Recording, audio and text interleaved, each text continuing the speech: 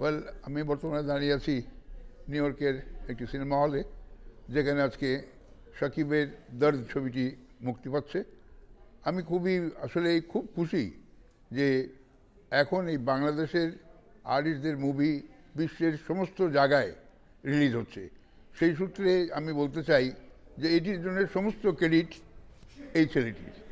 শাকিব আজকে আমাদের ফিল্মকে এরকম জায়গায় নিয়ে এসছে যে বিশ্বের প্রায় সমস্ত দেশে এখন বাংলা ছবি রিলিজ হচ্ছে। সেটা হিন্দিতে হয়তো সাবটাইটেল হচ্ছে, ইংলিশে সাবটাইটেল হচ্ছে, কিন্তু মূল ছবিটা বাংলায় হচ্ছে। তো এই কিছুর জন্যে যা কিছুর এটার বলবো যে ভালো দিক সব শাকিবের কারণে। শাকিব এটা চেষ্টা করেছে। আজকে পৃথিবীর আনাচে কানাচে এই বাংলাদেশের ছবি পৌঁছে গেছে, সব জায়গায় রিলিজ হচ্ছে, এবং আমি নিজে ব্যক্তিগতভাবে খুব গর্বিত এবং শাকিবকে সেজন্য আমি ধন্যবাদ দিই।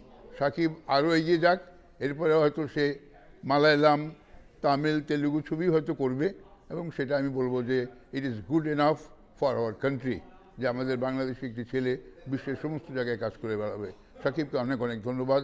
শাকিব আরও ভালো করুক। Thank you.